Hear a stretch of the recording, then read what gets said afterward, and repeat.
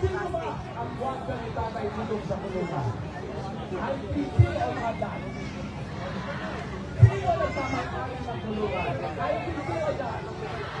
And yet, ang Adan, sabi nila, sila ang kampiyon ng karapatang ng tao. Tama ba yan? Kampiyon ng karapatang ng tao. Nakakulong si Tatay Dudong dahil inita. Tama ba yan? And yet, ang yayapang nila. Sila daw ang kampiyon ng karapatang ng tao. Tama ba yan? Anong sigaw natin? Tama ba yung opinion? They will do their utmost as well to answer the allegations, accusations. They have prepared for this since how am I preparing myself when the emotion they don't call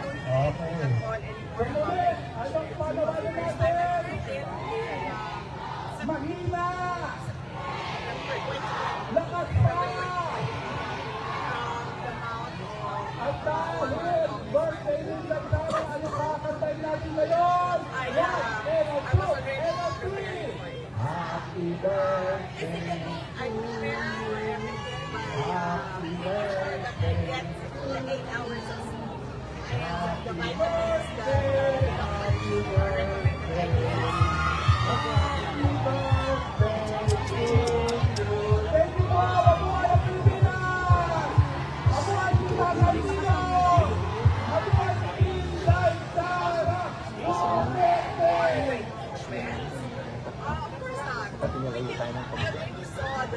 Ang susunod po na magsasalita ay walang iba kundi si Senator Robin Padilla. Let's stick to our plan. There was already a plan of fishing evidence from that budget hearing. And when they failed to get evidence from the budget hearing, they proceeded to Magandang tanghali po sa inyong lahat. Nagkita-kita na naman tayo. Assalamualaikum. Napakasarap po nakita-kita ang mga magkakabayan na nagmamahal sa bayan. Hindi po tayo nagsama-sama dahil mga dismoso lang tayo. Nabayaran lang tayo. Our staff around the office so you can see the man here. When it really to get evidence from that investigation in aid of legislation, they proceeded to just file the articles from which we can see that there were 3 articles of impeachment that was filed wherein they did not follow the procedure. And there is a question as well about the verification. Because last we have signatures on 300 plus documents in just a span of 2 hours, wherein we question if members of the House of Representatives signed when articles of impeachment. Maayong adlaw na na. Alam niyo po, yung araw na to, masayang-masaya po tayo.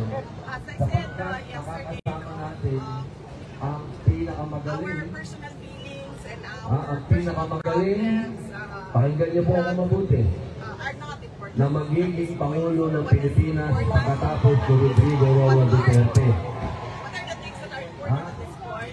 Alam niyo, maraming nagsasabi, ano ba ang galing niyo? Aba, And of course, our dapat naman kasi kababayan, not just the mag-research kayo. but Alam niyo, si Beauty, ang susunod na Pangulo ng Pilipinas.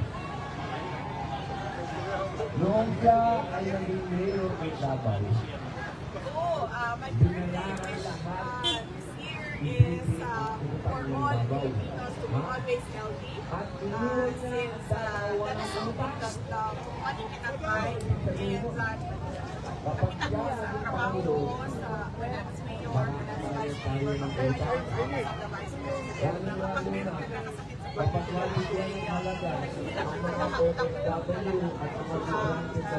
ko Kaya I wish God that He will grant all Filipinos worldwide good health.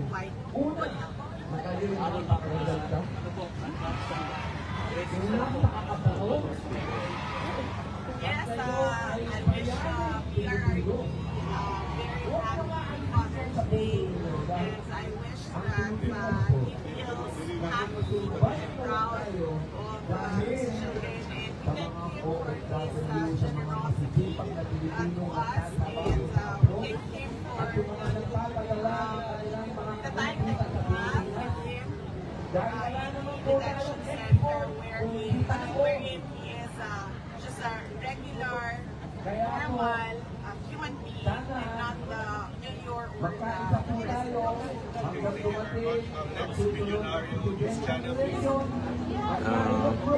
Yes, good morning po, Vice President Sara Duterte. Yeah, I'm Dick Villanueva from Billionaire News Channel, and I have 3 or more questions. Yeah, the first question is, Representative Laila De Lima warns against moving the reading of articles of impeachment from June 2 to June 11, and according to her, the impeachment might not push through. Do you still believe that the Senate will push through the impeachment trial, given that they moved the presentation of the articles to the impeachment? At this point, sir, I really don't believe that the impeachment trial will push through. But I told the defense team that they should prepare for whatever eventuality. And leave it up to the Senate to decide on the articles of impeachment. We do not know what will happen. What is important is that the defense team. Okay, thank you. The second one is, what's your reaction to Torres' appointment as PNP chief? That's my reaction. Yeah. Opo. Yung reaction po ninyo. Okay, so this one. No comment talaga on the reconciliation, kasi sabi ng allies niya, kailangan pabalik si former President Rodrigo Duterte for that to happen. Yes, that is the sentiment of the millions of Filipinos, not just in the Philippines, but worldwide. No? That is their sentiment. What my stand is, whatever personal grudges that we have, whatever personal problems that we have with each other, is not really important. What is important is that the administration focus on the problems that we see every day in our neighborhood. We want a better life, a better Philippines for everyone.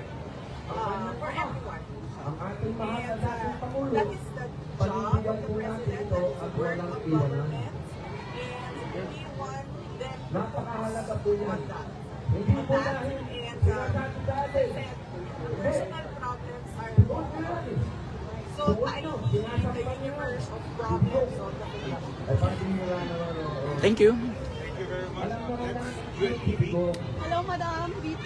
Any birthday message from the President po? And what's his message for your birthday po? President, Opo, message niya po for your birthday.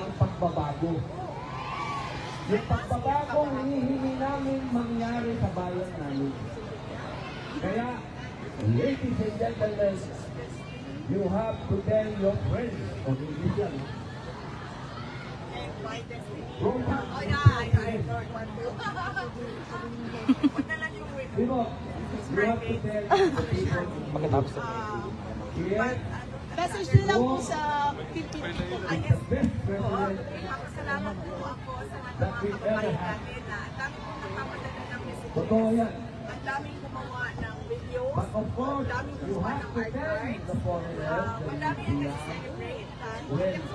Around the world, kasama na dito sa The Hague, ang daming mga Filipinos from kami kasi nandun nakalive kasi nandito president celebrate the ride with us, and I am truly Lagi namin, huwag mo pang Okay na, kanina.